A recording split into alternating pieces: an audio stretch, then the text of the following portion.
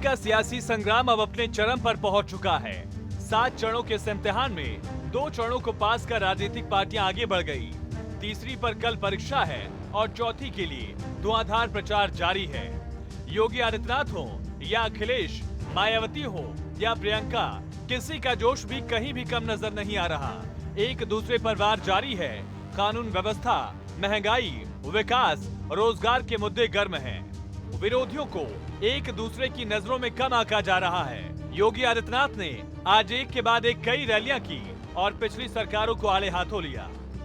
Samajwadi party का जो विधायक था कैसे रामलीला की जमीन पर कब्जा करता था, कैसे झूठे मुकदमों में यहां के नागरिकों को, भारतीय जनता पार्टी के कार्यकर्ताओं को प्रताड़ित करता था, कैसे किसानों का शोषण करता था, कैसे यहां दंगे हो जाते, छोटी छोटी बात को लेकर दंगे होते थे।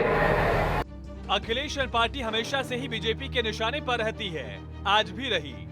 अहमदाबाद की एक न्यायालय ने अहमदाबाद के सीरियल ब्लास्ट में 38 आतंकवादियों को सजा दी। उसमें से फांसी की सजा भी दी गई, आजीवन कारावास की सजा भी दी गई।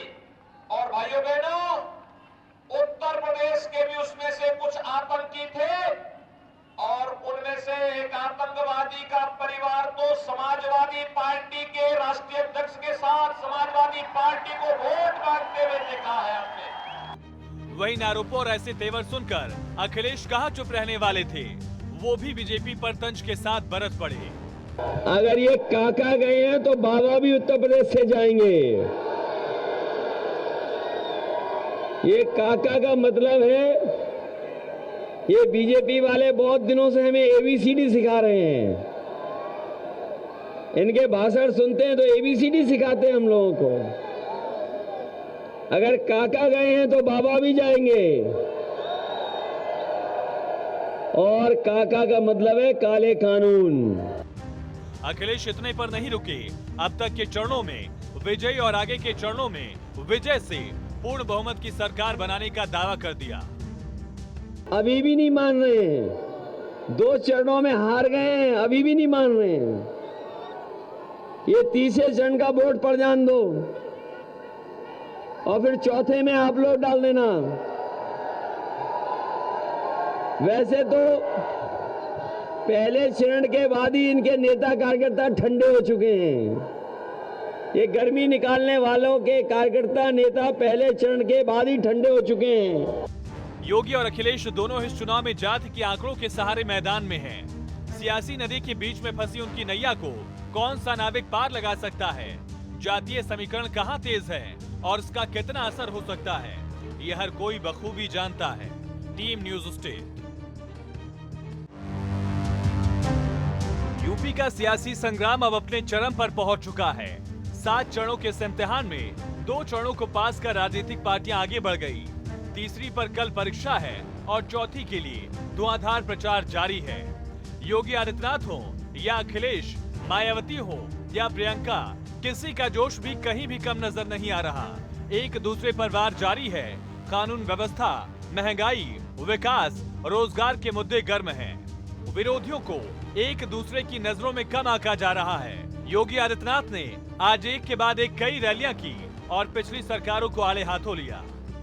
समाजवादी पार्टी का जो विधायक था कैसे रामलीला की जमीन पर कब्जा करता था, कैसे झूठे मुकदमों में यहां के नागरिकों को, भारतीय जनता पार्टी के कार्यकर्ताओं को प्रताड़ित करता था, कैसे किसानों का शोषण करता था, कैसे यहां दंगे हो जाते, छोटी छोटी बात को लेकर दंगे होते थे।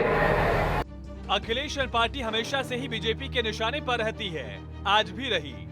अहमदाबाद की एक न्यायालय ने अहमदाबाद के सीरियल ब्लास्ट में 38 आतंकवादियों को सजा दी।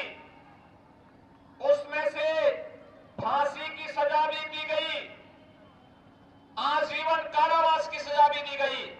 और भाइयों बहनों, उत्तर प्रदेश के भी उसमें से कुछ आतंकी थे